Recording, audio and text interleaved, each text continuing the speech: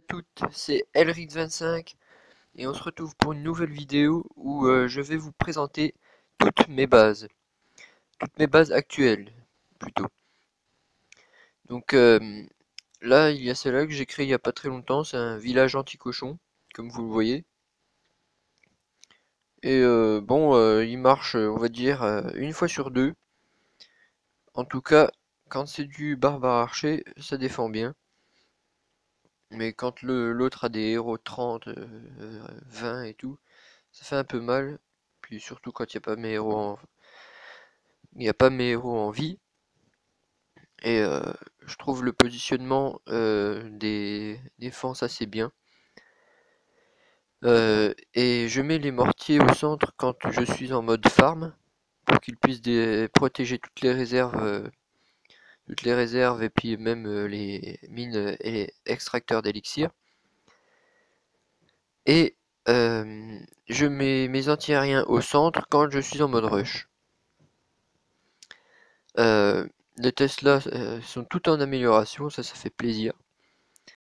Plus le petit Arc X niveau 2 qui va passer niveau 3 dans pas longtemps. Et c'est plutôt cool. Euh, donc voilà. Là nous sommes en rush. Mais moi j'ai besoin de farmer en ce moment. Donc on demande cristal minimum. Je respecte la loi. Je farme en même temps. Donc tout va bien. Alors voici mon premier village. Tiens, aussi il y a les sorcières qui sont en train de se mettre là au niveau 2. Ça pète, ça pète. Mon deuxième village, enfin mon village principal pour farmer, c'est celui-là. Voici mon village principal pour farmer.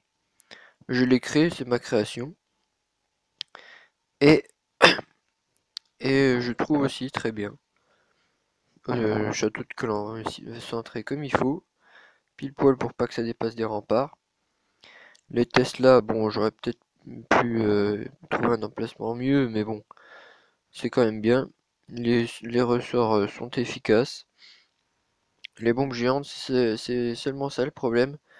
C'est que mes bombes géantes sont souvent activées par des petits barbares, des petits squelettes de sorcières, et c'est assez énervant.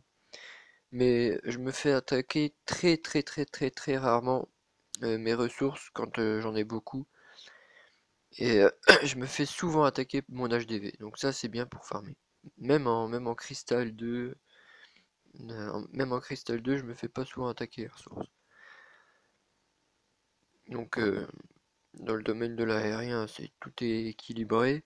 Une bombe noire et une bombe rouge de chaque côté. Et, et puis tout va bien. Ensuite, on va vous en montrer un autre. C'est celui-là. Donc pour les connaisseurs de Trappa COC, vous connaissez sûrement ce village en forme de croix. Je l'ai un petit peu astiqué à ma manière. Donc j'ai mis une double rangée de remparts ici. Et c'est avec ce village que j'ai rushé pour la première fois, en master. Et il a marché jusqu'à très haut quand même. Jusqu'à jusqu'à Cristal 1. Mais en master, j'ai réussi à défendre seulement 2 fois. Donc, pour le master, c'est pas ça, mais en même temps, défendre en master pour un HDV9. Donc les bombes géantes, moi, soit je les mets ici, soit je les mets là, soit je les mets à la place des Tesla. Et les Tesla, soit je les mets ici, ou soit je les mets pareil qu'ici. Voilà. Les Arc X, je les mets toujours en mode air seul quand je rush. Les mortiers, pareil, même principe que pour l'autre village, je les mets ici quand je farm avec. Et sinon, je mets les anti-aériens quand je rush.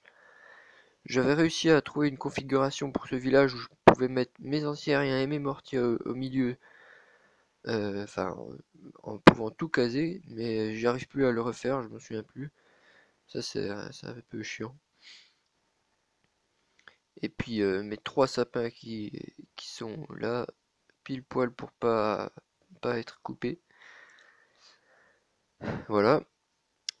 Ensuite, on va passer au village de guerre de clan. Alors j'ai changé pas mal en ce moment, mais j'en ai plus que ça normalement. Je vous le montrerai plus tard dans mes photos, dans mes screenshots, dans une autre vidéo. Donc, il y a celui-là que j'ai créé il n'y a pas très longtemps et qui marche pas mal quand même.